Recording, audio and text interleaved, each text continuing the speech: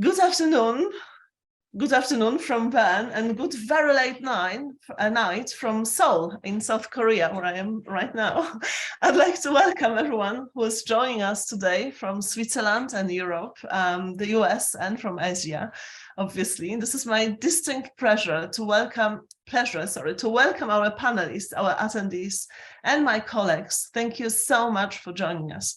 My name is Hannah Hölling, and I'm research professor at Bern University of the Arts, where I act as a leader on 2 research projects funded by the Swiss National Science Foundation. It is my great pleasure to introduce the first in our series of public events within the project Activating Fluxus, a panel titled Fluxus Forms of Activation, during which our distinguished guest, Dr. Natilee Harren, will deliver a lecture followed by a discussion.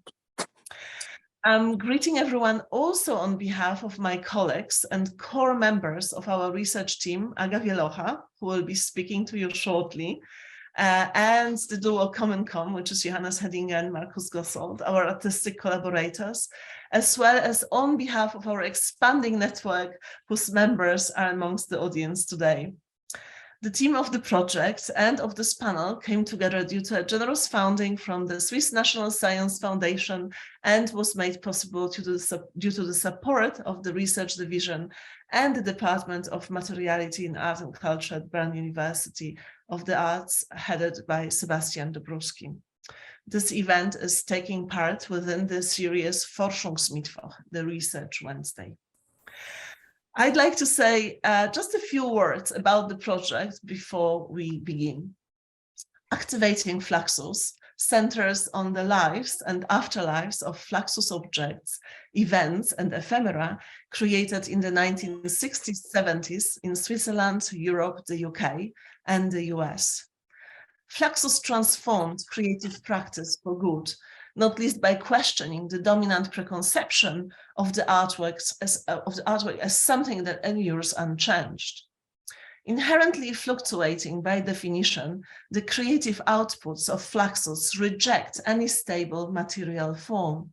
While many histories of the post-war avant-garde focus on the implications of the nascent conceptualism and performativity for other artistic genres, our project considers the fundamentally transitory aspect of Fluxus forms not destined for preservation. By seeking new ways to engage with the legacy of Fluxus through the lens of conservation, art history, performance studies, heritage studies, and museology, this project examines the possibility of activating Fluxus, challenged as it is by its paradoxical coexistence of ephemerality and materiality, with complications for how we conceive of changeable artworks that emerged after the 1960s. We could not wish for a more exciting and thematically suitable inauguration of our public seminar series than the one that you will be hearing today by Professor Natilee Harren.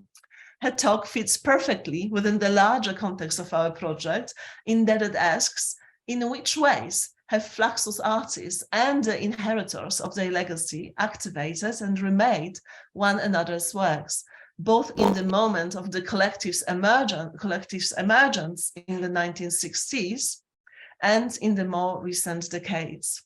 What consequences might the activation of these works have for the practices of collecting, musealizing, and preserving Fluxus? So I'm really, really very pleased to have gained Professor Harren here, who is specialized in the interdisciplinary practices after 1960s and is really an acknowledged expert in all things Fluxus. So without really any further ado and wishing everyone a rewarding event, I'm turning the mic to Aga, who will introduce Natilee. Aga, over to you. Welcome, everyone. My name is Aga Wielocha, and I'm a postdoctoral fellow in the Activating Fluxus project. And it is my great pleasure to introduce our speaker today. So Dr. Natilee Harren is a scholar of modern and contemporary art history and theory, with particular focus on experimental interdisciplinary practices after 1960. She is an author of Fluxus Forms, Scores, Multiples, and the Eternal Network, which she will be discussing today with us. The book was published by the University of Chicago Press, and it is a winner of the Terra Foundation of American Art International Publication Grant. Harren's essay and criticisms have appeared in many key journals and magazines, such as Art Journal Open, On Curating, and Getty Research Journal, and she has been a regular contributor to Art Forms since 2009. Harren currently serves as Associate Professor of Art History at the University of Houston School of Art. Her current research projects include a study of the drawings of Walter de Maria and their relation to experimental performance, sculpture, and conceptual art of the 60s. She is currently working on a new publication in collaboration with the Getty Research Institute and supported by the National Endowment for the Humanities. In this new book, she will survey and theorize a range of 20th century experimental notations from the field of visual art, music, performance, poetry, and dance. And wow, we are looking forward to this amazing publication. And just before I hand over to Natalie, let me say a few words of housekeeping. So this event has been conceived as a lecture by Natalie, which will be followed by a conversation led by Hannah and myself, and it will be open to the public. There will be a possibility to ask questions either in the chat or directly. You can also, just type your question in the chat during the lecture, and we are going to address them during the Q&A. So after the lecture, please raise your hand if you wish to take a question, or anyway, send a question via chat. I also remind everyone that the panel is being recorded and it will be made available online. So now I wish you all a wonderful event, and Natalie, the floor is yours. Thank you, Aga. Thank you, Hannah.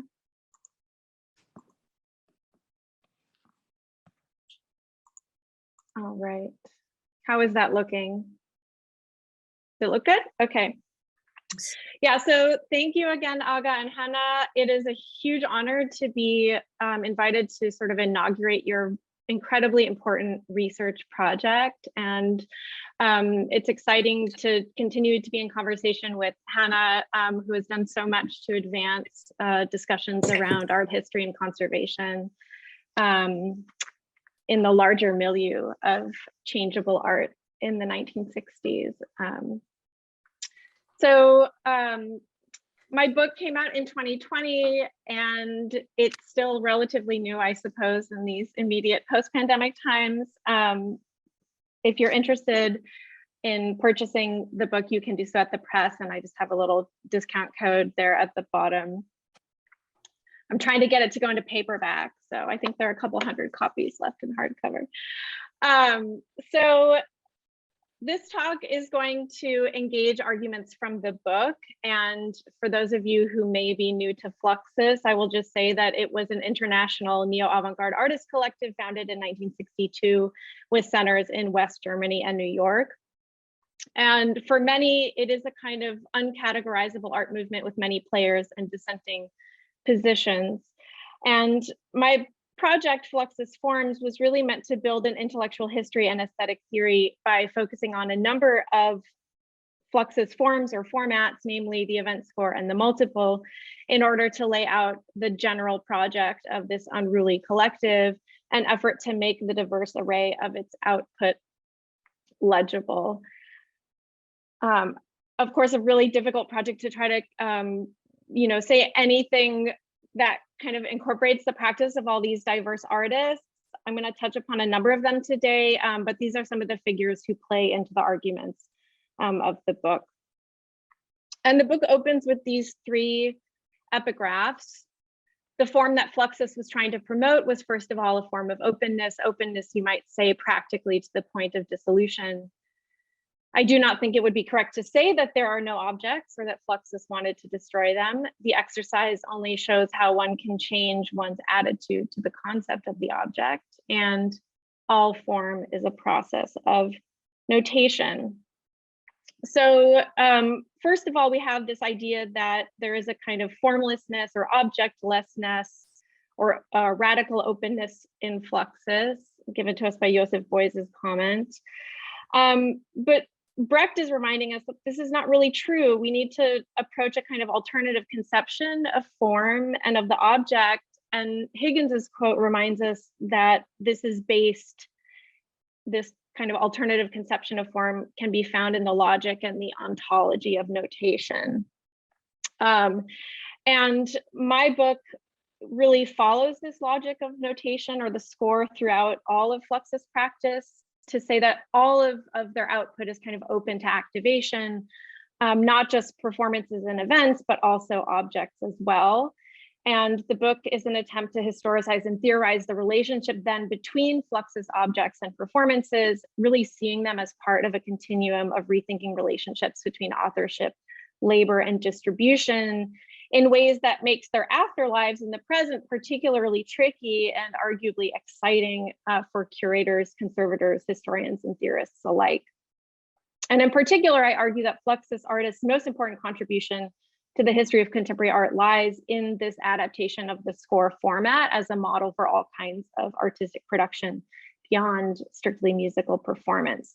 So today I want to give an overview of how this paradigm inflects treatments or activations of Fluxus performance, objects and exhibitions, as well as publications, with special attention to the question of Fluxus performance practice through history. And I've noticed a number of really important interlocutors, mentors, and friends in the audience, and I look forward to having you join in this discussion as well.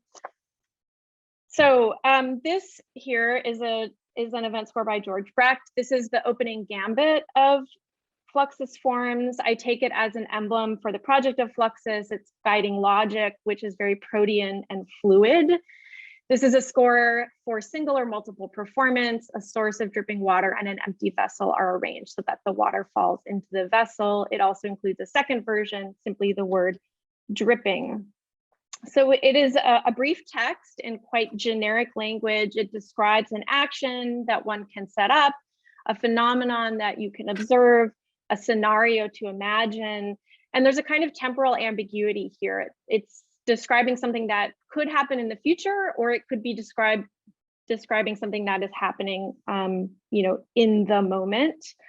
And because of this, it's a text or a performance instruction that is quite, I would say, situation specific. It's very transparent to its context. That is, what vessel is in your immediate environment, what is ready to hand, what may already be dripping around you.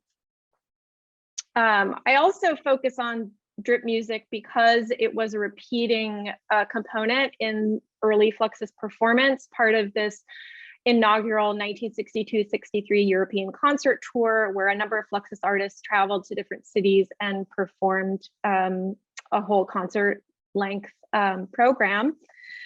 And I narrate in the book how the performance convention of using a ladder and a picture quickly emerges. So we have Dick Higgins here in Copenhagen performing it, followed by Maciunas. In Dusseldorf, he also directs a cohort of his peers to perform it with little eyedroppers. That's what they're holding up here.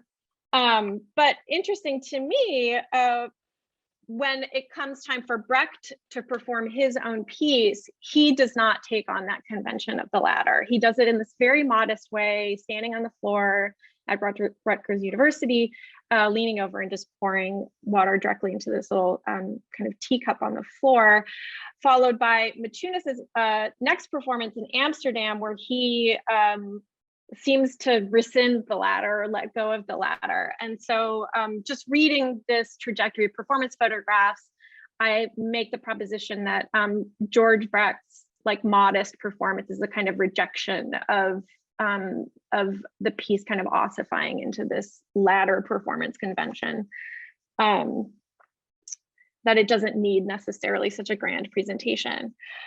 Following this, there are a number of object versions of drip music that we see, which are quite interesting as they are performative sculptures, or maybe a performance in sculptural form, really underscoring that the event can become an object and vice versa. In fact, if we look at Brecht's notebooks from his time participating in John Cage's experimental composition class at the New School in the late 50s, we see the origins of drip music in a kind of apparatus that he imagines building, maybe possibly even did build, a kind of sculptural apparatus that would drip before it actually becomes a thing that is performed by a human. And interestingly, we see at the right, the height of this kind of garden installation that Brecht designs riffs on the visual pun of the latter, I would argue. So it shows how these pieces are, we could say, recursive rather than simply iterative, to kind of extend an idea that Hannah has articulated recently. And that is to say, when done well, these event scores kind of metabolize their own performance history. So the event score within Fluxus offered a concrete strategy for transgressing the boundaries between one artistic medium and the next, a means to reflect on the unity of space and time in phenomenological experience, and a logic with which to develop and navigate a new intermedia landscape in this early postmodern moment.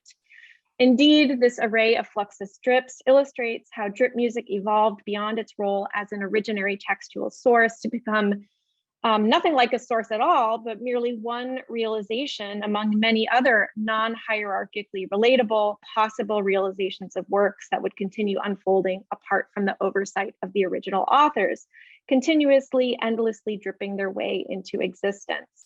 For in the universe of Fluxus, an artwork could be derived from the observation of an everyday phenomenon, and this phenomenon could be transformed into a string of words, and the string of words could become a person on a ladder dripping water from a pitcher, and this dripping water from a pitcher could become a sopping rag, and this sopping rag could become a leaky faucet, and this leaky faucet could become a scientific instrument, and on and on and on unceasingly.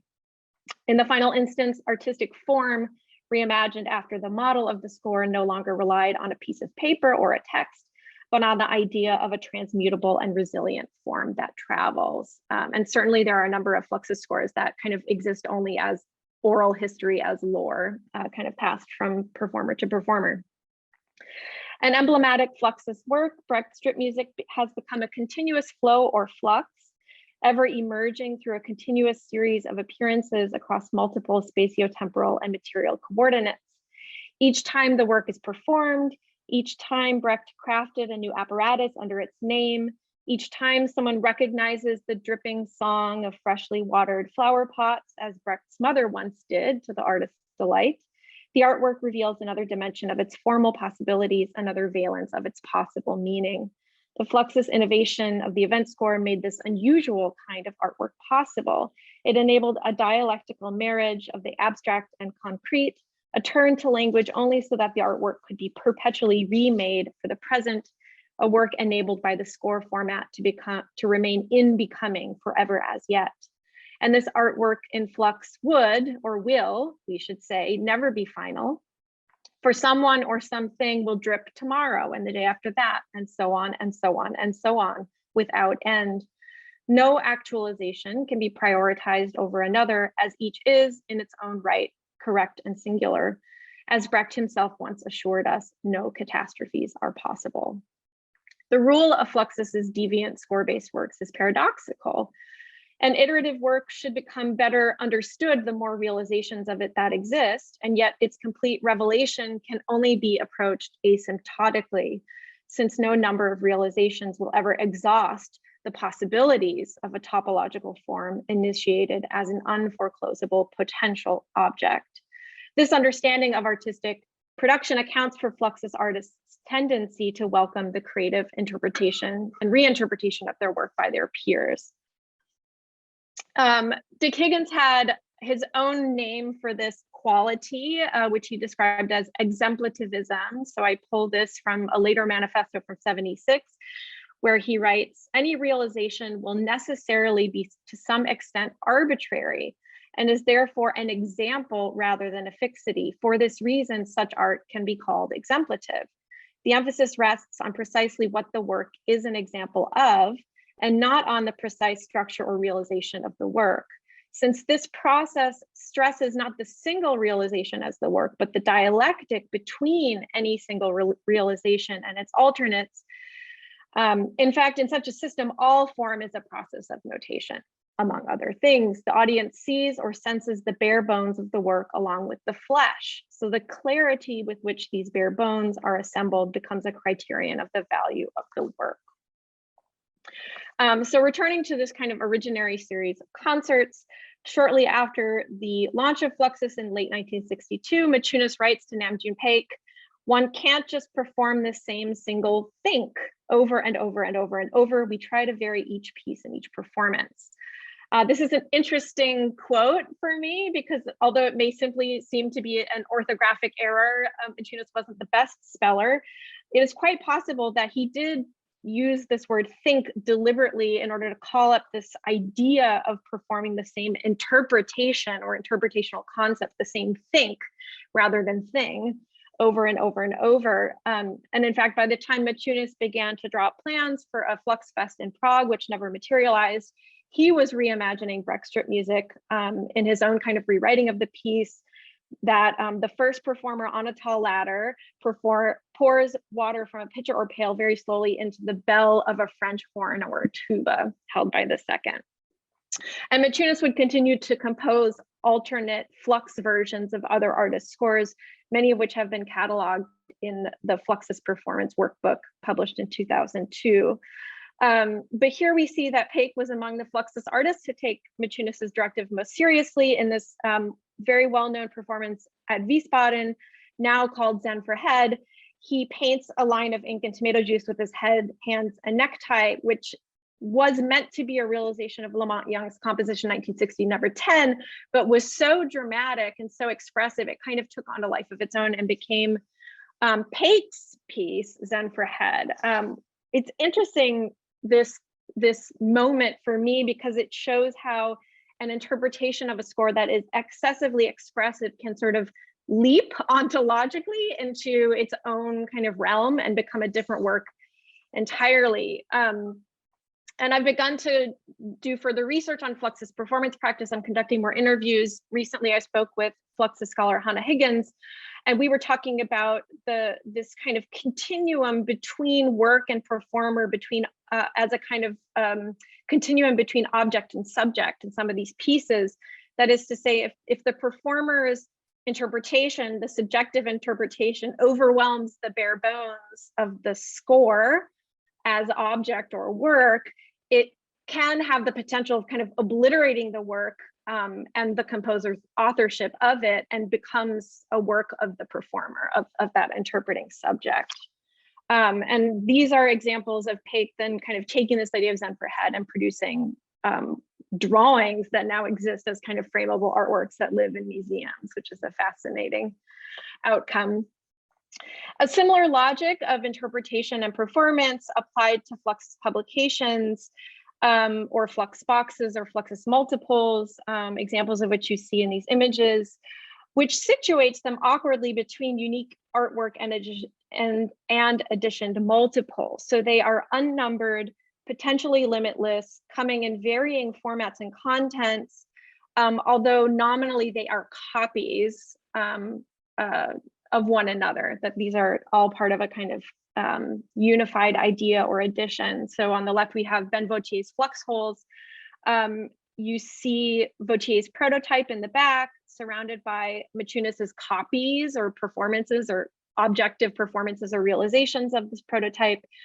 Maciunas, as a leading organizer and designer within Fluxus, can be credited with much of the aesthetic that we now associate with their work.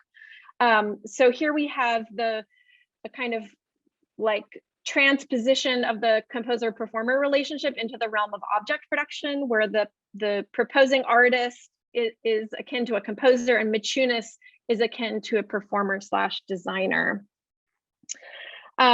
With this format of the Fluxus multiple, Fluxus artists continued to reject modernist aesthetics and ontologies premised on the work of art being a unique single authored object, and instead through the format of the event score and now the multiple or flux box, Fluxus promoted a notation-based model of artistic practice invested in the collaborative authorship of works that could appear in multiple versions across multiple mediums. Fluxus artists scripted scores for everyday actions and constructed assemblages of quotidian objects with which audiences were invited to interact, as you can see on the right. Fluxus's collectively produced artworks were made from the dross of everyday life and maintained a shifting, transmutable material status. This radical object model of the artwork in Flux was a complex marriage of both conceptual form and concrete materiality. And it reconfigured not only the artwork as a material entity, but also artistic authorship, labor, and the systems of arts distributions in ways that have been carried forth by later generations of artists and can be now appreciated as being quite prescient for their time. The image on the right is from the lobby of the Carnegie Concert Hall in New York, and you can see that these Fluxus multiples were displayed or exhibited in the context of performance. So this idea of activating an object, of performing kind of in situ with these multiples is carried forward in object production. With this slide, I want to acknowledge the brilliance of Gilbert and Lila Silverman's collecting strategy. Their collection is now famously at MoMA. And they really were smart in how they gathered multiple versions of the same object. And this was then brilliantly kind of photographed and curated into this volume, Fluxus Codex, edited by John Hendricks. And this tactic of presenting multiple copies of these objects helps us really see the variability and also commonality. So it's sort of a visual argument for the necessity of having a kind of constellational approach to Fluxus objects. But still, I think the necessity of the activating Fluxus project remains, because the status of the object and its complicated existence across the collective's diverse output continues to remain underanalyzed. Art institutions and the popular press continue to characterize Fluxus as an anti-art, anti-object movement, even as traces of Fluxus production increasingly populate museum collections as undeniably formal and material things. So the need for material analysis of Fluxus objects and performance practice with its future curation and conservation in mind has only become more apparent as Fluxus works have entered institutional collections as objects, however provisional or ephemeral they may be. For if anything is certain, the Fluxus event score did not simply allow for objects to become irrelevant or disappear. Rather, the model of the event score provided a framework through which the artwork could survive as an entity through myriad transformations, at the same time that its variability enacts a dismantling and unworking and a reconstruction of the very meaning of form.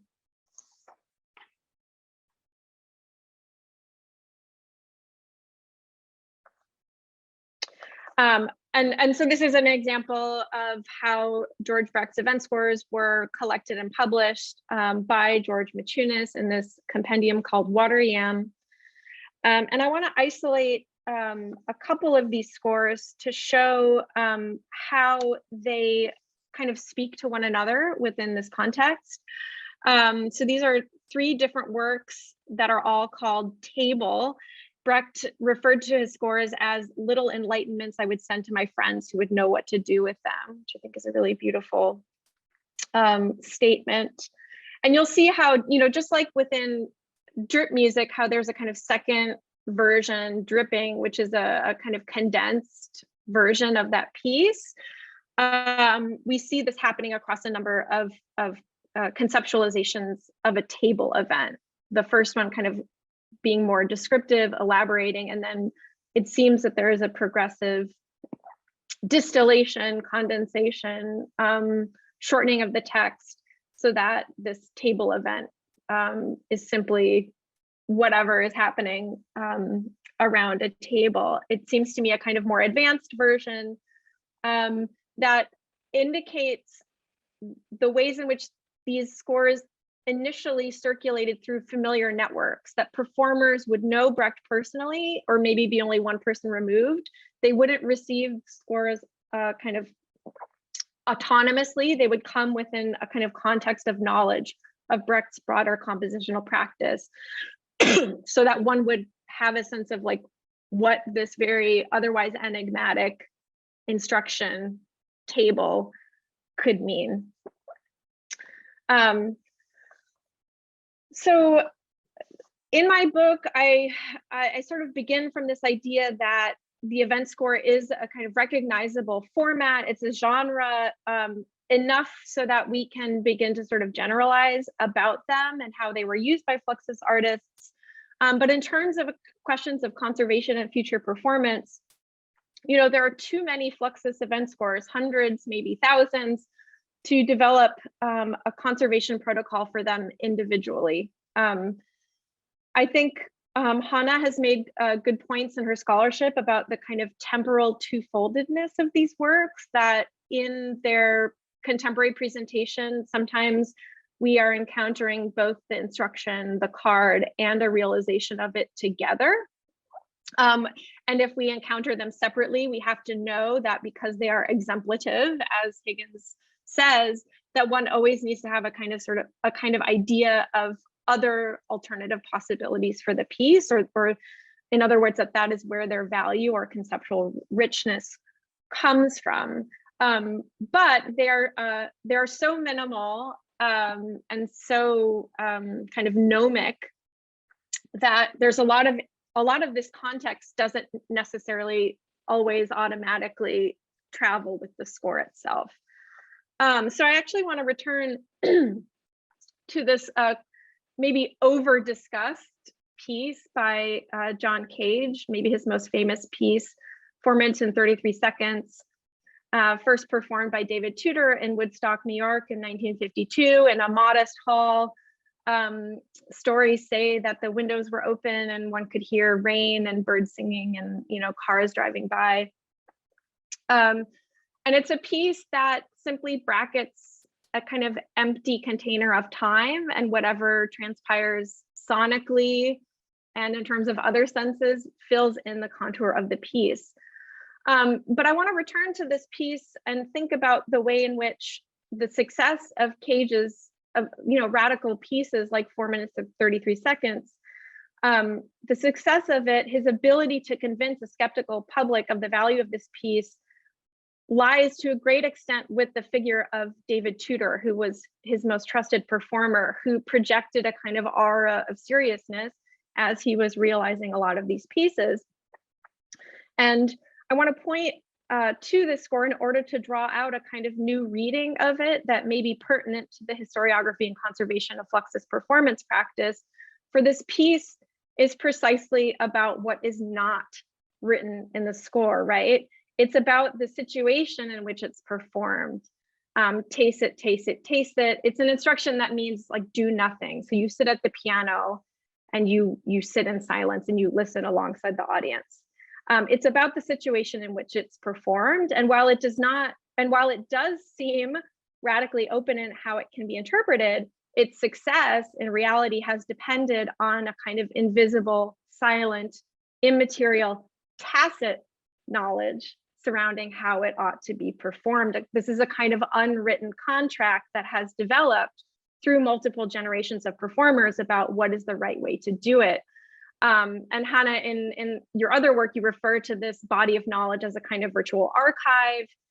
Diana Taylor is thinking about this in terms of the physical archive and the kind of immaterial body-to-body transmitted repertoire. For me, I think revisiting Cage's piece and comparing this idea of a kind of silent piece to this tacit knowledge and tacit knowledge might be another helpful heuristic to kind of rethinking the problematics of Fluxus performance. So with regard to Fluxus work, do we think we don't need the repertoire because we already have the archive? There is so much ephemera, right? And the archive sometimes even tells us that we can do whatever we want with this work, that there is a freedom of interpretation, and that is exactly why Fluxus can be so exciting. But maybe there are limits, and maybe there's a kind of meta score that can begin to be articulated so that this work can be cared for properly by future generations of curators and performers. These are stills and photographs from the early 1962 Fluxus concert. in Wiesbaden, among the most widely seen documents really of early Fluxus performance practice, and one that is worth revisiting for clues to the kind of tacit instructions for realizing scores that I'm thinking about here. Another document that for me is becoming more and more important as we move into the 21st century is this concert held at the Kitchen in 1979, organized by Larry Miller with the help of Ken Friedman, which really marks the first kind of self-conscious self-historicization by Fluxus artists of their performance practice. And I think will become a key document for kind of performance preservation. The press release, interestingly, already refers to these works as classic and historical. So there's already a kind of self-historicization happening in the late 70s. More recently, we have a kind of community that's emerged around these series of Flux Fests. A lot of these same figures are involved in what was once a mailing list in the early days of listservs called the Flux List, and it's migrated onto Facebook, maybe other platforms. Among these Flux Fests were this event in Chicago from 2011. These are some of the most proactive, self-organized kind of contemporary Fluxus artists, self-designated Fluxus artists, continuing to perform these works, but not always in collaboration with first-generation Fluxus artists, and not always necessarily with their blessing. But I point to them because in this case, we see the emergence of what we might look at or as the bowler hat phenomenon. So as I can begin to conduct interviews around Fluxus performance practice, the bowler hat has emerged as a point of contention, which I think could be interesting to kind of dig into further for what it represents, you know, in broader or deeper terms. And for some, this kind of bowler hat phenomenon seems to represent an approach to performance that is too self-conscious, possibly caricatured, theatrical, quotational, as if to bring these old photographs back to life. I have not personally attended any of these Flux Fests, but have seen other contemporary realizations of Fluxus pieces. I will not name names in this context. Ones that I have found to be dissatisfying, possibly even bad, because the performers seemed to improvise. They seem to have not read the score carefully, maybe took too many liberties with it, or didn't seem to have carefully thought about what they were going to do. And this is why it seems increasingly urgent to kind of collect input about this sort of meta score, this kind of ethics or way of treating the scores, because you can do a lot of things with them, but it is possible that they can be abused or not done well. It's not that hard, but things can go wrong, right? You need to read the score, you need to do what it says, you need to take some thoughtful liberties, but you don't want to improvise. I want to mention Fluxus's relationship to photography here in light of this bowler hat phenomenon that I've identified. Liz Coates, for one, has noted the relative repression of photography in the Fluxus milieu, which I would agree with. Fluxus artists employed photography in these early moments, not to create artfully composed, technically refined pictures, and not even as a way of registering a repeatable paradigm of performance. Photography was used largely as a tool for promoting future events, I would argue. And most photographs of early performances that we have were taken either by journalists or by self-designated documentarians of the scene like Peter Moore.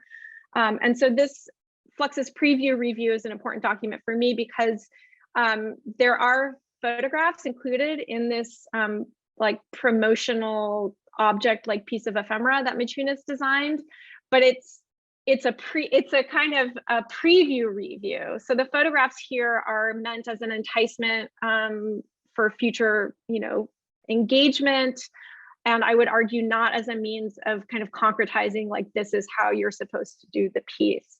So this is very complicated in terms of how we deal with photographic documentation as scholars and historians and conservators. If Fluxus artist goal was to vary each piece in each performance, photographic documentation can be perhaps taken as a guide for what not to do in future performances. So again, this puts Fluxus at odds with how this kind of documentation typically operates within performance conversation. And artists even kind of played with photography. George Brecht, for example, in an exhibition catalog, would supply photographs of works that were not included in the show, and he would do this deliberately. He said, individual works have no definite form. It pleases me that there's no work in the show that exactly corresponds to the catalog photograph, and this should lead to a healthy questioning of what's what.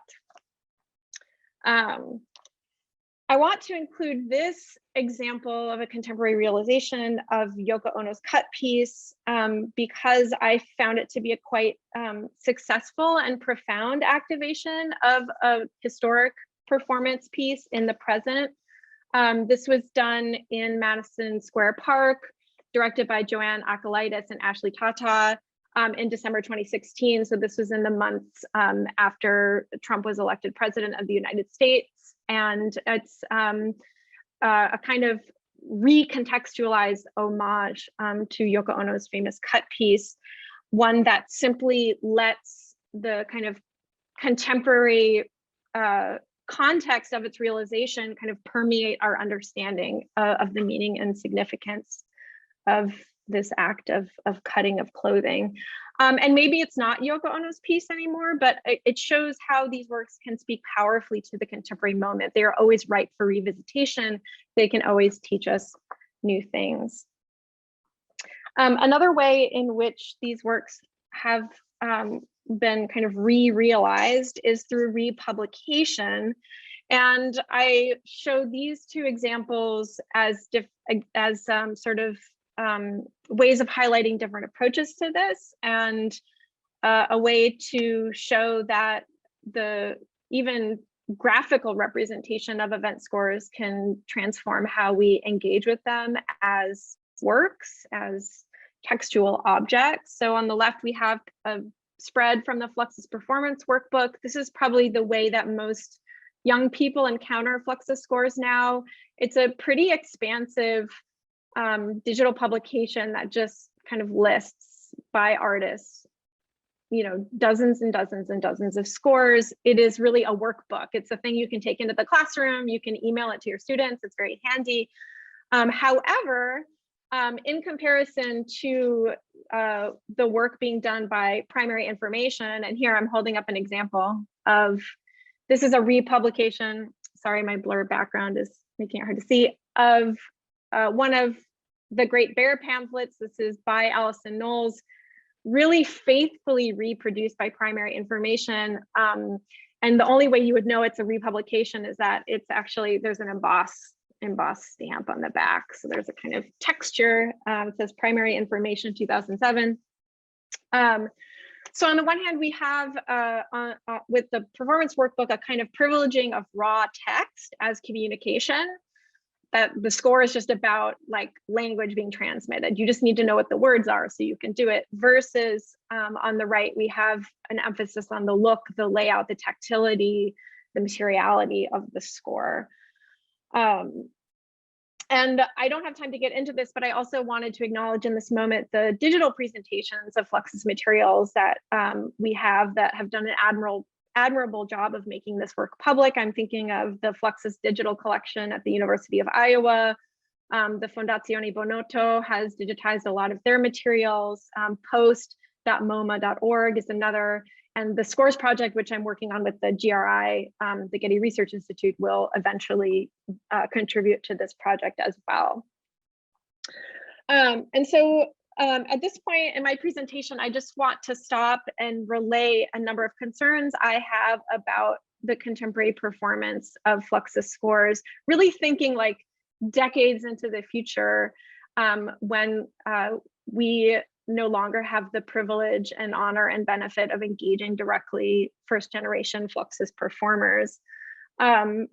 So there is a kind of shifting culture of permissions that I've observed where you may not have needed permission in the past, but it seems that there is an emerging culture of permissions to perform these pieces. It seems that you may need permission now.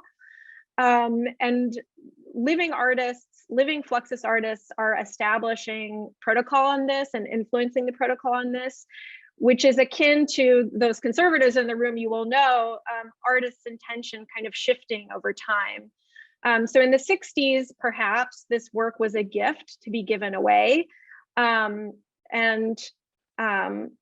it may be falling under a culture of ownership and authorization. However, it is not licensed for performance like mainstream music is. It's not licensed via ASCAP or BMI. So it's often unclear when and from whom permission is needed. And this creates a kind of ambiguity that is perhaps pernicious. It could stand to kill off the work, or it could privilege only certain kinds of activation. One may predict that two tiers of performance opportunity are emerging. On the one hand, authorized official institutional performances where individuals can afford to work directly with artists and artist estates, versus on the other hand, very DIY experimental pedagogical contexts like alternative spaces, artist-run spaces, our classrooms.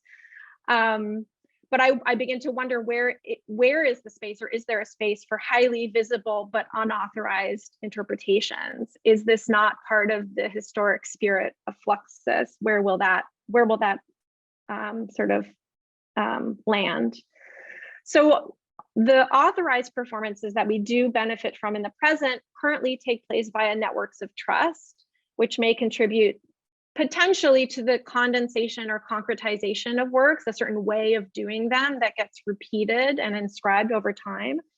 And we are currently in a phase of Fluxus performance in which first generation artists and their kin are called upon to realize works, again, which are often done in a certain way. And I'm thinking, for example, of Alison Knowles's really beautiful piece, Make a Salad, which she has successfully kind of scaled up for really like large audiences in wonderful ways. But I've done it in my classroom making a fruit salad. And I had a conversation with Alison one time where I told her this, and she said, "Huh, I never thought about making a fruit salad before." And I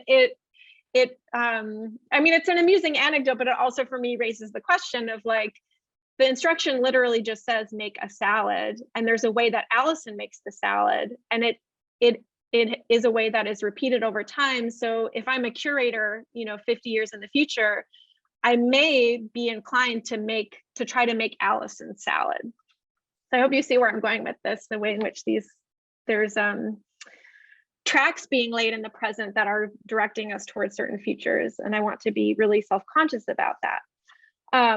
So whether one has authorization or permission to perform the work is one thing. Another thing is how the works are performed. In other words, this question of quality. So the bowler hat is potentially a problem. Also instances I have seen of, as I said, hastily executed or unstudied performances. All of these convince me that activating Fluxus performance is not about recreating a visual aesthetic, but more of a kind of ethic or a sort of demeanor. And there are many urgent questions here then. So who will get the final say? Which institutions will take the lead? Whose voices will guide Fluxus performance culture into the future? Who is setting precedents, and what are those precedents? And the question that's really motivating me right now, as I continue to work around these performance culture questions, is there a kind of meta score that can be written to guide Fluxus performance practice in the future? What are these tacit instructions that exist invisibly in between the lines of the score as it is written? Or to yet again borrow some of Hannah's language, how can we grasp this virtual archive? I have about 5 minutes left in my presentation, so I want to flip through some slides that can begin to consider Fluxus objects. So what I just talked about was mainly focused on performance. But I want to just give a quick overview of treatment of Fluxus objects as another kind of set of examples that we can lay out on the table to think about, protocols and conventions that have emerged about how to treat this material.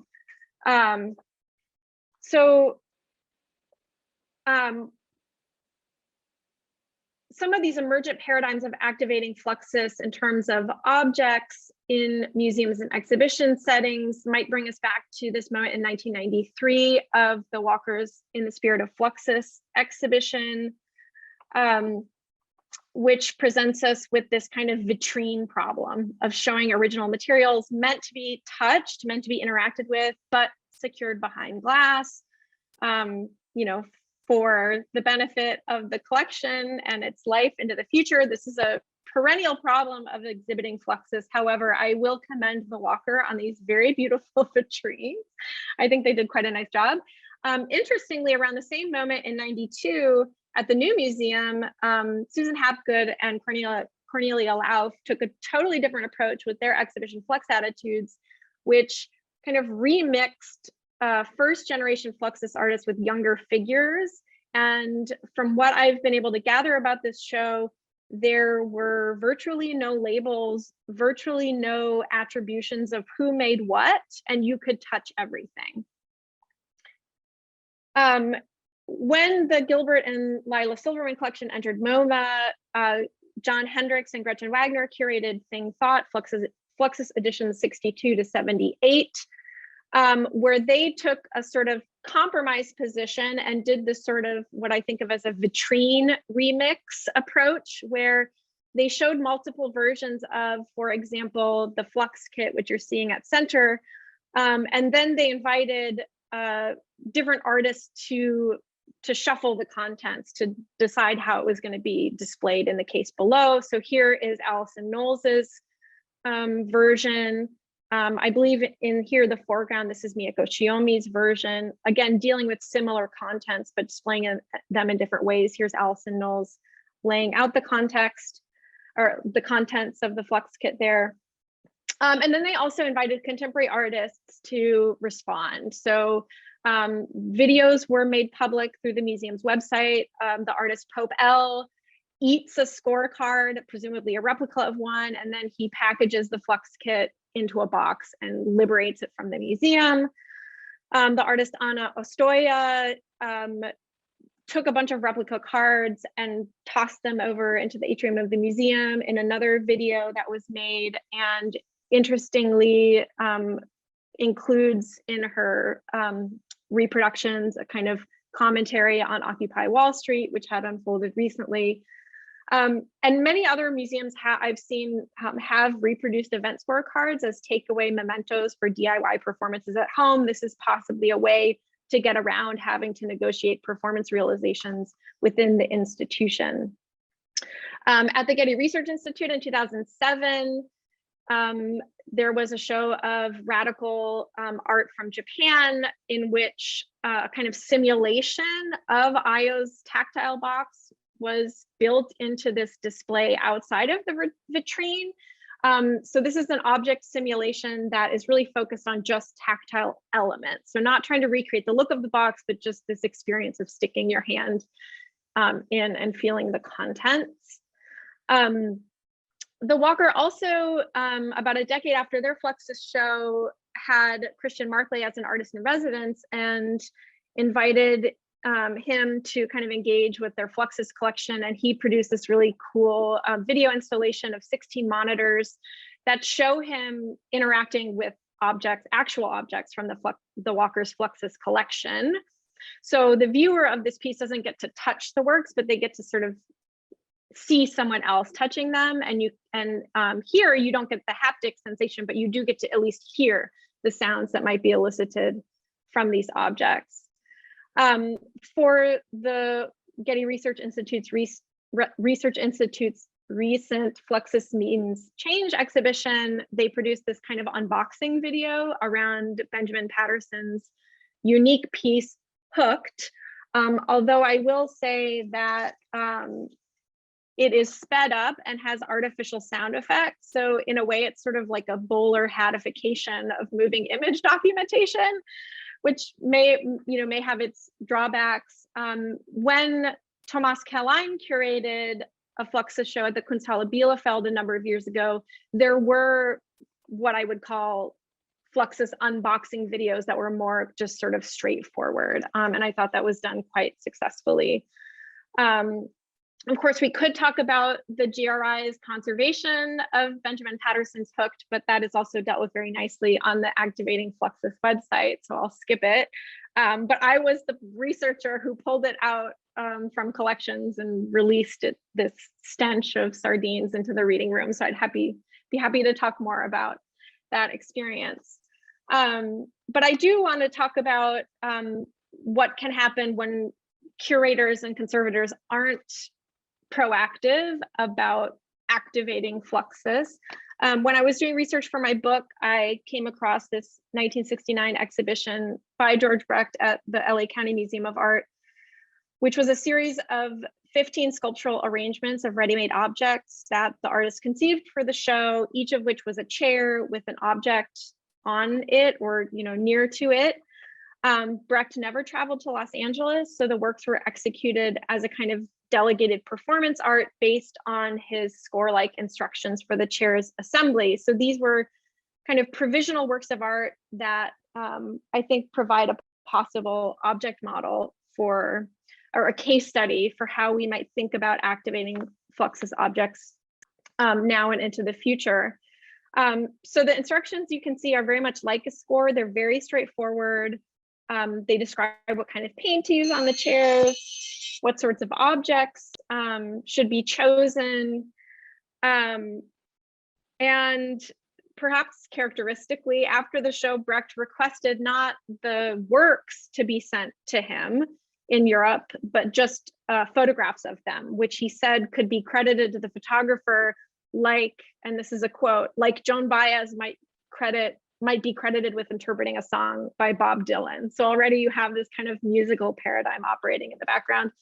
And so when I found out that LACMA did this show, I was living in Los Angeles, I wanted to find out what happened to the chairs. And this is what happened to the chairs. They were in museum storage, but they were not recognized as works by George Brecht.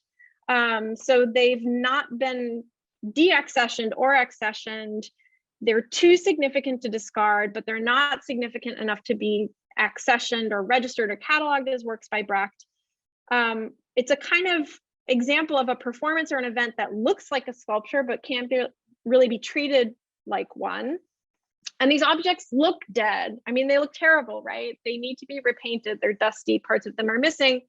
But I would argue that they're not really dead. It's just that the museum has to take responsibility, has to be proactive about bringing them back to life. And I think one of the reasons we are in a quandary about these objects is because the histories of the 60s are really dominated by this paradigm of the certificate of authenticity. Artists like Dan Flavin, for example, Saul LeWitt, these are artists who did engage delegated production in order to make their work. And their work is governed by certificates of authenticity, which are about like the work either is or is not correct and authorized by the artist. But in the paradigm of a kind of score model that I've been articulating, you have a case where you can perform the piece and it's not necessarily up to anyone to say whether it is or is not a realization of the score, but maybe there are better and worse ways of realizing or performing the score.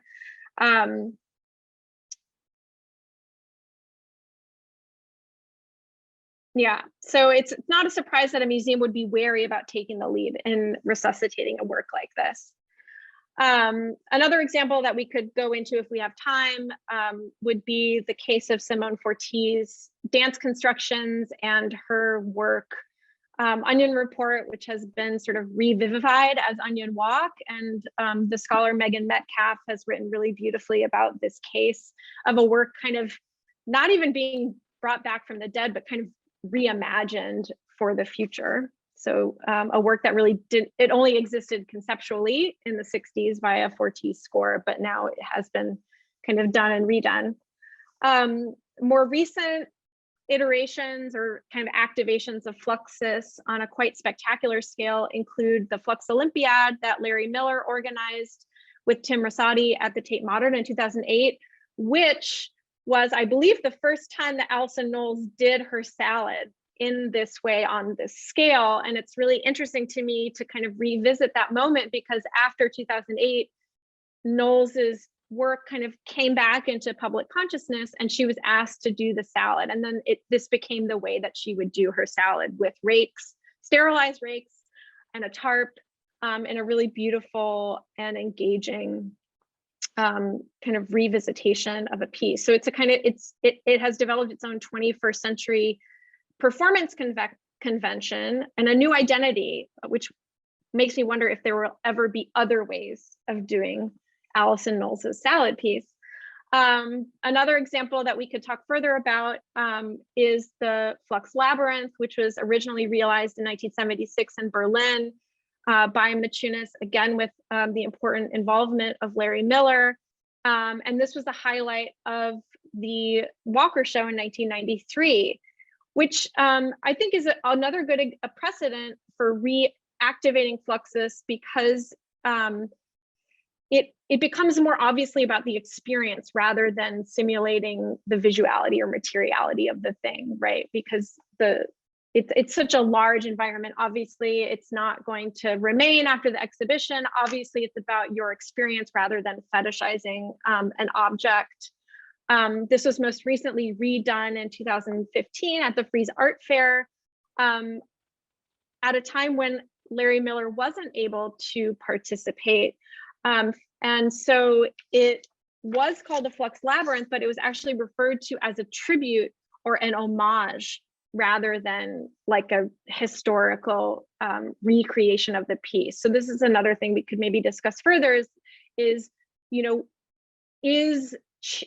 changing the language around the ontology of a reperformance a way of dealing with this authority and authenticity question. Are you actually performing the piece, or are you performing an homage or a tribute that adds another layer of kind of creative reimagination that opens up a space of permission for the individual or for the institution? So the last thing I wanted to present is this very experimental Fluxus activation matrix that I developed as I was putting together this talk. I was trying to think about, like, how would I place all of these performance and object examples within a matrix of control, constraint, copying things that happened in the past versus a kind of freedom and maybe even disavowal or refusal to engage or refusal to reimagine, versus a kind of matrix of doing something, activating, reinventing, versus not kind of intervening in an event or an object. So this is it's a draft. It may not work at all, but I just this is something I was kind of playing with over the last 2 weeks. And here I've placed a number of the examples I've presented. So for the Brecht, I put the Brecht chairs in this kind of disavowal, no intervention, no realization corner, because they're dormant. They don't exist for us because nobody has activated them. I've put bad performances over in this kind of freedom disavowal activation event, because you're activating the piece, but you're taking too many liberties and you're kind of disavowing and not engaging like this whole performance history that's come before you. Contemporary artist interventions, often younger artists are invited to kind of comment on or reimagine Fluxus works, like in the Flux Attitudes show, or like Alison Knowles, Fluxus artists invited to kind of reimagine or restage their own work. Bowler hats being a kind of effort to bring a historic photograph to life in a way that is maybe too much copying precedent. And objects and vitrines presenting us with authentic objects, but not opening them up for engagement, and so on and so forth. So I think I've exceeded my time a little bit, but I just wanted to get a chance to show this diagram in case anyone might like to run with it or argue against it. And with that, I'd be happy to take questions and open up for discussion. Should I stop sharing or? I'm so fascinated, Natalie, by this diagram, basically, which places it also, in this very interesting history or genealogy of Fluxus diagrams as well. I don't know. Actually, it would be great to look at this longer to digest. It's just really, your talk has been so illuminating, and we learned so much. I think perhaps just for the sake of seeing you on the screen, you could stop sharing, and we could return to the gallery view or the speaker view. Perhaps I can just take the liberty of asking the first question, and just again to our audiences and to everyone who is listening to us, we'll be taking, or we are already taking, questions from you in the chat, and you are also very, very welcome to raise your hand and speak up and turn on your camera when the time comes to ask directly a question to Natalie. But I will just very briefly ask the first one, if I may, Natalie. I really enjoyed very much this beautiful nuances and these different stages of activations that you addressed throughout the talk, and there is just such a richness that obviously, I'm not aiming to kind of summarize it in any way, but there is so much that inspires in what you said. And then, I was thinking, there is this idea, and I think we already started dealing with this in the project, that activation preserves. There is a relationship between activation and preservation, and obviously conservation, no question about this, and you laid this out so beautifully. We would all agree that probably, physical conservation of an object kind of constrains itself to this kind of, set of actions that stabilize the object. And this is more or less clear. Obviously, there are many definitions of what conservation is, but let's just rest at this. But then I think there is this fine relation between what preservation is and how it relates to actualization or activization of a Fluxus object or a Fluxus work. And I wonder whether you could speak a little bit more to this, just also, kind of perhaps bring us further in this discussion.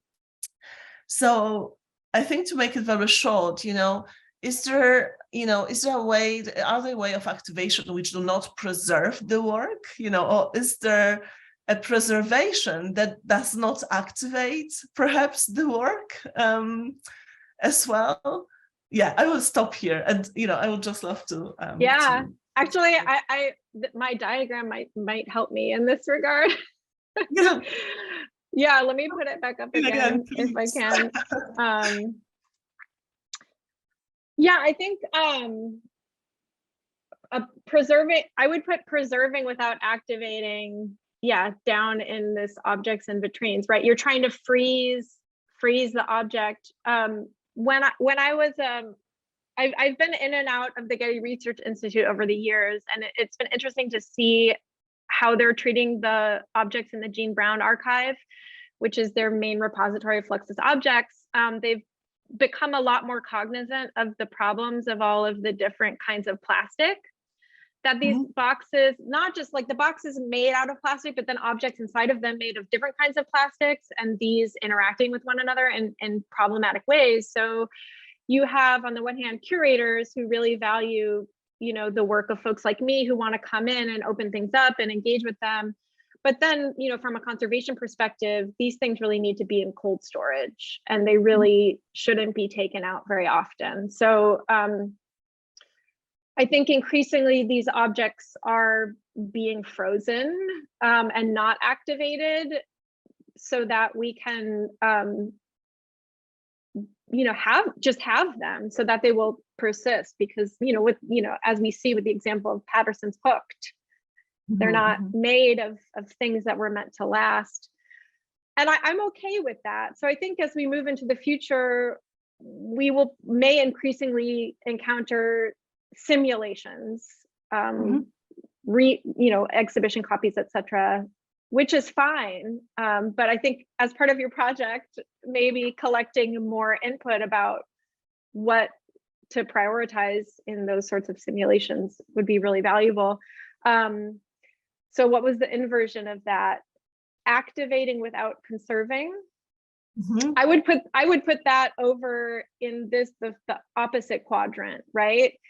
Where if one activates the work without paying enough attention to protocol, this kind of meta score that I've been trying to intimate, you lose a sense of what Higgins would call like the bones of the work. That there has to be a sense of the work's life, that all of the prior iterations need to inform, or they can beneficially inform how it's done in the future. And you have to take care, you have to come to the activation with a sensitivity and a care, and it's not an anything goes. And I think it's finding that balance, and even just beginning to talk about what that balance is going to be really crucial to keeping the spirit of Fluxus alive, the spirit as it's often referred to. I don't know if that adequately answers your question, but I think the work, I would maybe err on the side of activation, because part of me does worry that that if this kind of culture of authorization and permissions becomes too overbearing, then the works won't be activated enough, and they will die, or they can die. So absolutely. Yeah. Yes. And I'm seeing just Vanessa wants to tell us something, but if I may just very briefly, not really finish, because it's obviously very open conversation, but in terms of the non-preserving activation, I'm thinking whether the break with the score or with the tradition, an activation which is not necessarily, say, compliant, with what the work actually, what we think the work is, whether this might also be used, as a positive value, basically, as something that perpetuates the work, but in a different way, just leaving aside perhaps even this kind of judgment, whether the homage or the activation of the work is being done, is doing justice to the original, which is obviously something that we anyway have in our imagination rather than something he fixed and static. But yes. Do you mean to say that any activation is better than no activation at all? I think Vanessa says yes. I'm going to give it to her. I think that I think we should, it would be a very long conversation about this, and we can absolutely have it. But I think there are nuances, and not all activations are perhaps, well, not all activations generally do the justice to the work, but this is our subjective judgment as well, right? But they perpetuate, perhaps elements and even tiny fractions of the work which are in themselves interesting. And what they do, they also break perhaps with the tradition and add something else, to this kind of larger trajectory of which you were speaking so beautifully, of a work, rather than just one singular historic or historicized work. Yeah. Natalie, should I give the words to Vanessa? Because I'm saying that she's very keen on adding something. Vanessa, over to you. I'm a 30-year improviser, primarily in dance. And I encountered Fluxus actually through Hans Obrist's Do It. Even though that's not really Fluxus, it kind of brought me into this whole realm of Fluxus. But it's kind of surprising to me how profound Fluxus has had such a deep, deep influence on contemporary dance, and particularly contemporary improvisation. So, and I'm super interested in the idea of bad improvisation. And how can you fucking distinguish good from bad improvisation?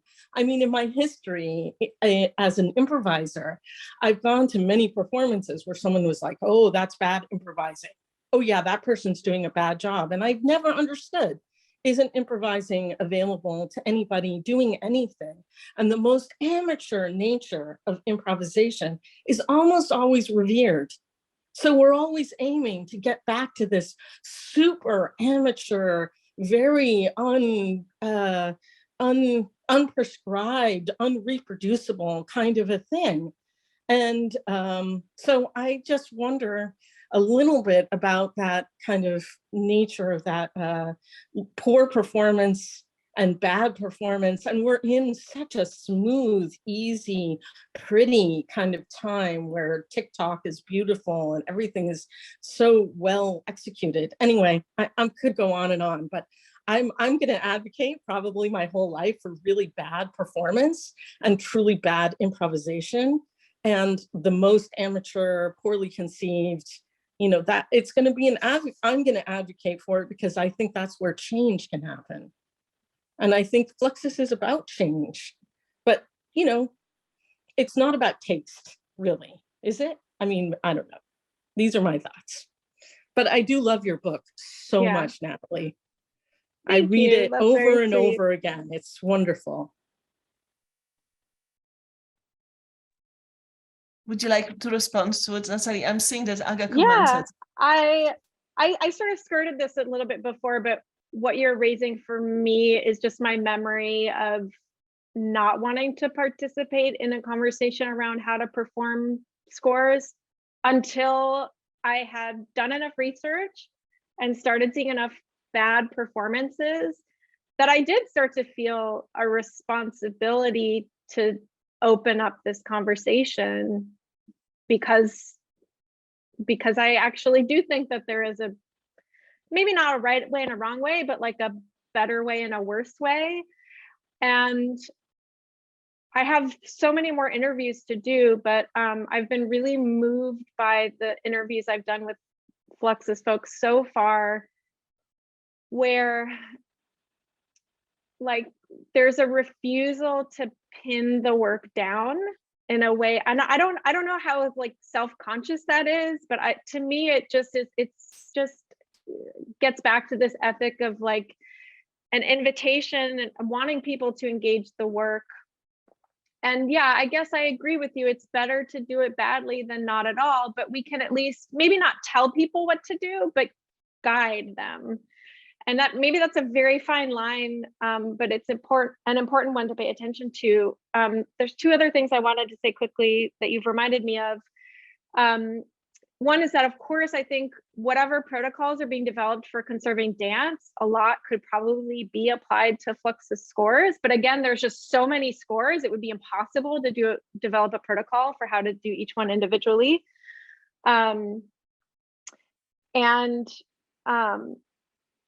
I think also maybe looking at the scholarship around Felix Gonzalez Torres' works could be another way, another comparative entry point for thinking about Fluxus. He has this this piece, I forget the title, but it's basically a series of dates that get kind of vinyl on the towards the ceiling of a room, and whoever is installing the piece has to add to this list of dates. And so there's this kind of like negotiation and care and kind of forward facingness of the work that implicates whatever institution decides to show it. And Mi-Wan Kwan has written really beautifully about this piece. And the last thing I'm reminded of is the scholarship of folks like Benjamin Pickett, who instead of privileging this or that person's interpretation over another, he's really interested in like narrating the debate itself. So I think it's his book, Experimentalism Otherwise. There's this whole chapter about a cage piece being performed by the New York Philharmonic, and like some of the musicians don't respect the work and they basically revolt. And he does the work of interviewing all of these people who participated to just get on the record their different points of view on this conflict. So not trying to resolve the conflict or say who's right or wrong, but just to kind of narrate these different subject positions is also really valuable now. Yeah, and this, I think the territory of improvisation in the realm that I've been studying or I've been a part of for many years is also in some decline. I mean, I think young choreographers think the word, I mean, I've found an allergy to the word improvisation, which seems crazy to me because how can you undo, you can't really undo it. So it is some of that consideration that you're talking about of carrying forward. Can I jump in? We have a question actually related to improvisation also from Sally Kawamura. Hi, Sally. Do you want to ask it yourself or should I just read it from the, hi? Oh, it's fine to just read it if you want to. Thank you. All right. So Sally said, I love your diagram. I was wondering about the term improvisation related to performances that you felt might be inappropriate and wondered were scores that could be privately or publicly improvised or just noticed happening in everyday life, maybe placed in terms of this idea. All right, so this is about those scores that are that could be just performed privately. I'm thinking that since some of the artists came from an improvisational background and thus may it be appropriate to improvise around some works. I'm guessing you meant improvise to mean inappropriate, unstudied performances. Maybe improvisation in a more musical or spontaneous sense could be appropriate. Well, that's a good question.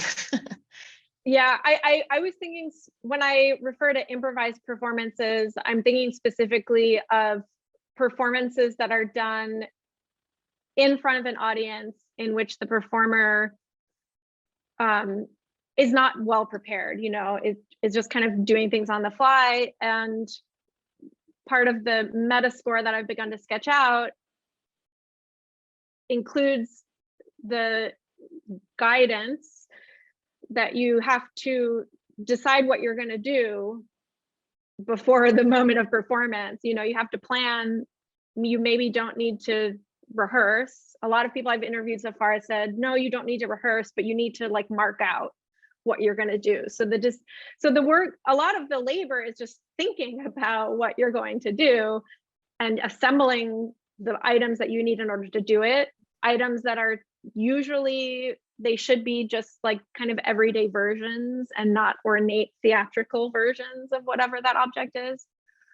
And you just do the thing. That's interesting. Thank you. So you're basically saying, you know, you'd better study the work and know the work before you go ahead and try to do it. Yeah, and not copy what other people have done, but think about like how you might give it a sort of different twist. But I wouldn't want to say like they can never be tools for improvisation. I agree in the first part of your comment that the works, you can improvise drip music, like if it were raining outside my window right now, you know, this is sort of an improvised realization. You're free to notice these things. I'm speaking specifically about, you know, concerts presented to a public. Yeah. Thank you. Thanks, Natalie. That's really interesting.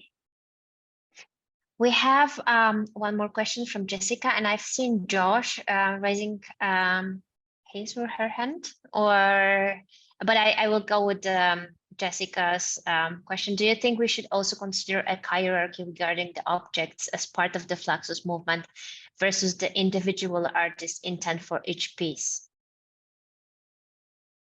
Is that written? Let me see. Okay. Oh, I see it. Do you? Yeah. I'm not sure.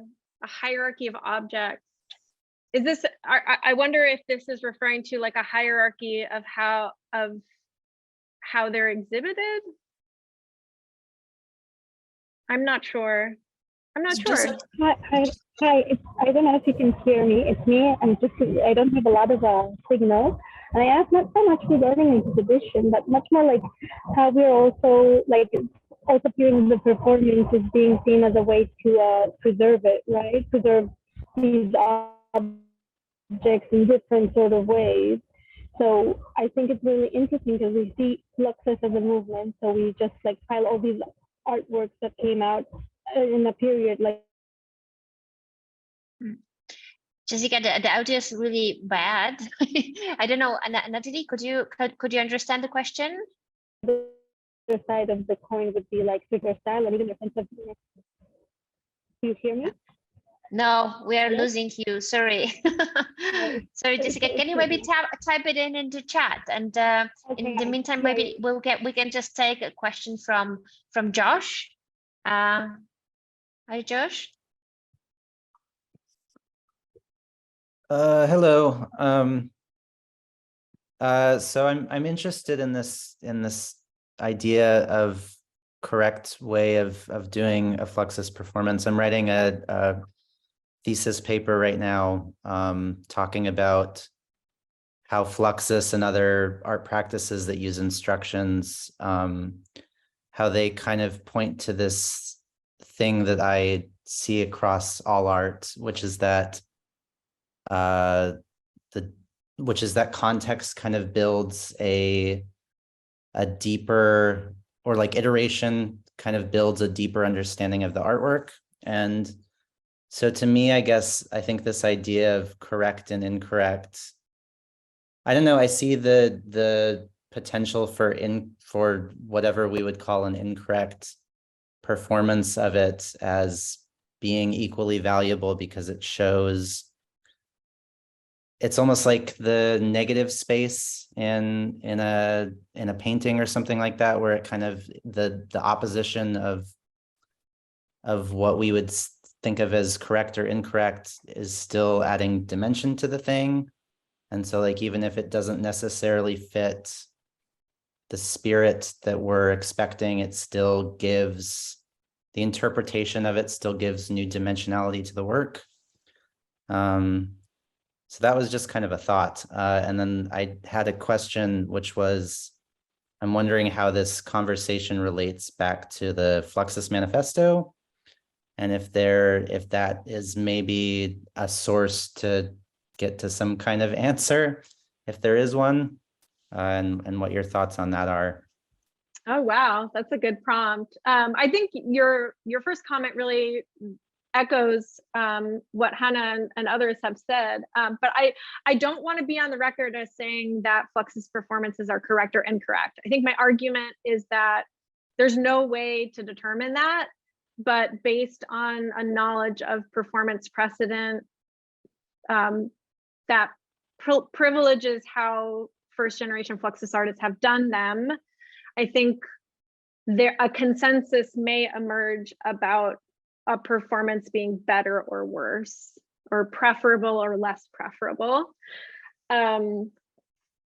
But maybe I probably have my art historian / curator hat on. If I was a young artist approaching this work, I may not take such a position. Yeah, that's interesting to kind of return to the Fluxus Manifesto. Are you implying that there's a kind of like bourgeois sickness that is permeating some of our thinking around this issue, or the way that Fluxus has been institutionalized, and it maybe needs to be liberated from its own performance conventions? Yeah, I mean, I think there's a couple of points that Maciunas makes in the manifesto that could maybe be applied to this. And yeah, the bourgeois sickness thing is definitely one of them, maybe an extreme version, but I think I have it in front of me on my phone just to remember what all he said. But it's interesting because he also says imitation and artificial. And so, yeah, I don't know. I think that there's a couple of different points that he makes in there that could maybe apply to this. Purge the world of dead art, imitation, artificial art. Yeah, that's a good prompt, a really good idea. Grasped by all people, not only critics, dilettantes, and professionals. Yeah, there's no either or here. It's tricky. I mean, in Ben Patterson's email to me about Hooked, he was joking about how the anti-museum position of Fluxus had already been totally compromised, and he thought that his Hooked piece and its stinking sardine can was appropriately a version of like he called it Montezuma's revenge on the museum. And he said, just throw it out and replace it with a new can.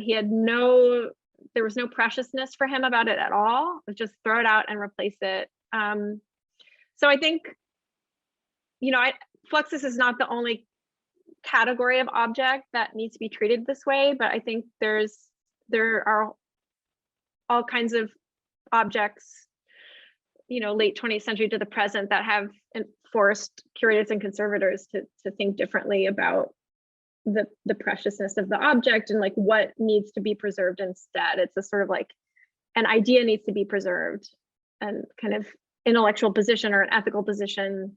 And again, with these Fluxus performances, it's tricky because even if you think you're doing your due diligence by looking at historic photographs, like that's actually not really what you need to be doing. That's not only what you need to be doing. Everything needs to be dealt with in this sort of like constellational method where you're comparing and evaluating and judging and contemplating.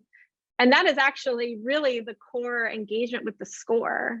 And that's why I'm so against treating it in an improvisatory way. You need to think about what you're going to do, and you compare it to what others have done.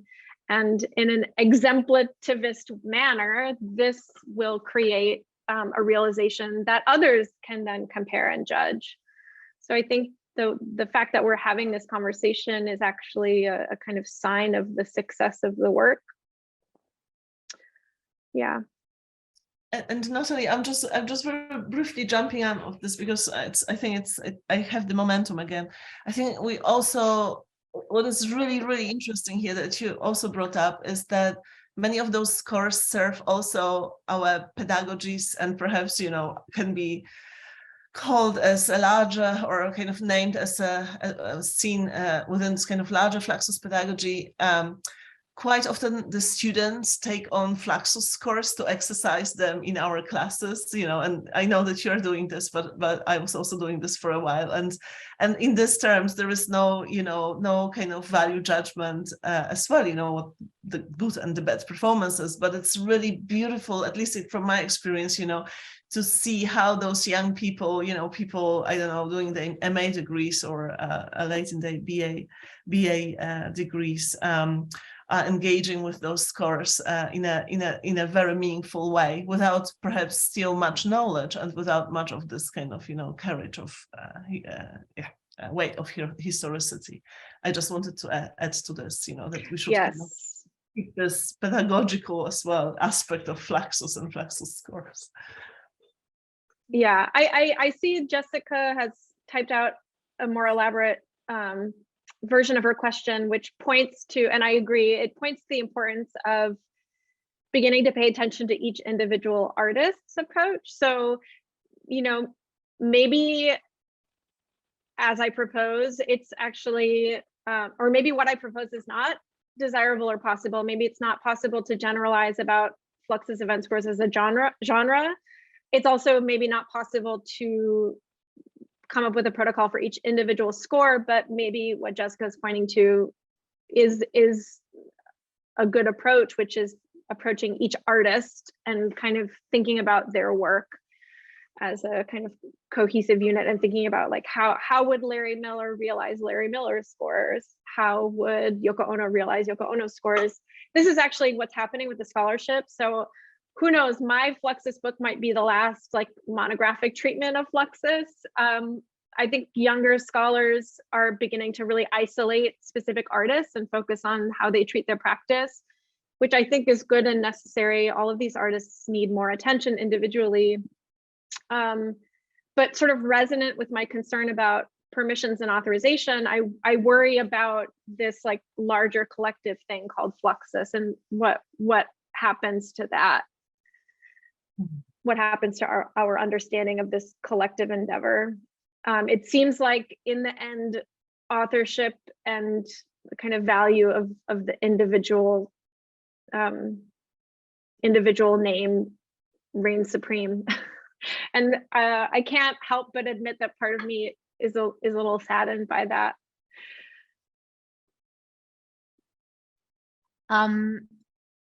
We have just one small question, I think, that just to kind of as an end of the discussion, which kind of points into the future, maybe to a certain extent, is that a question about the new technologies and NFTs are mentioned here. Do you think they can be used also for a different way of activating Fluxus pieces? I think it's possible. I have been paying attention to the generative art community, and there is a sort of ambient awareness of Fluxus, but not a deep engagement.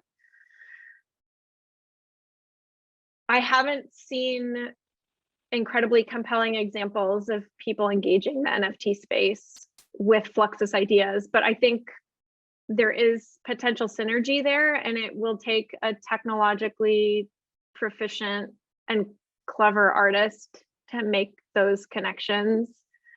And given the potentially immense financialization of such an instrument, maybe that would be a way to, you know, bridge the gap between a kind of intellectual historical value of this work, and also the problematic way in which it is given away for free, which is like a lovely ethical proposition, but it doesn't support in reality these artists who've really invented these ideas and shared them with the world. So I would love to see that happen. I'm not necessarily the person to do it, but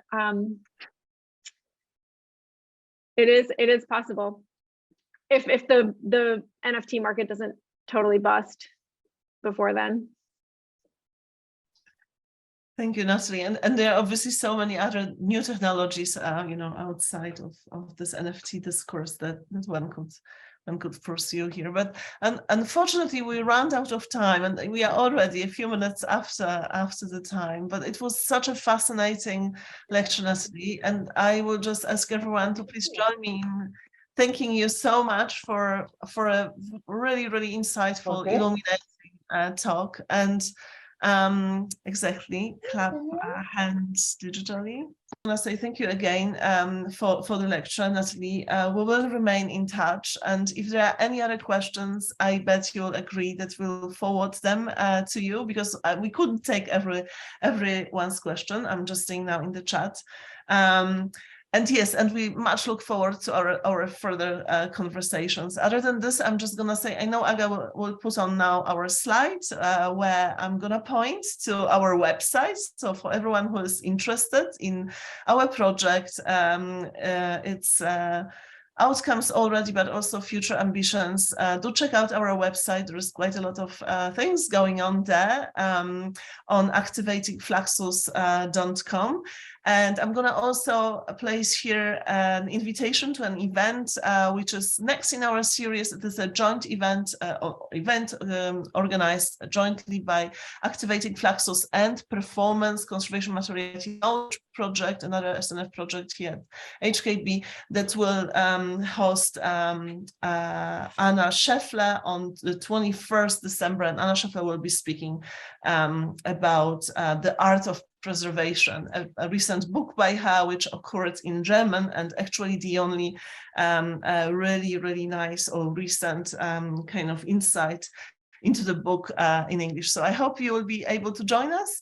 And other than this, thank you again, everyone. Really thank you for wonderful questions to the audiences. Thank you to Aga who helped to co-organize this event, and everyone who supported us at the Institute. And see you very soon. Natalie, thank you again.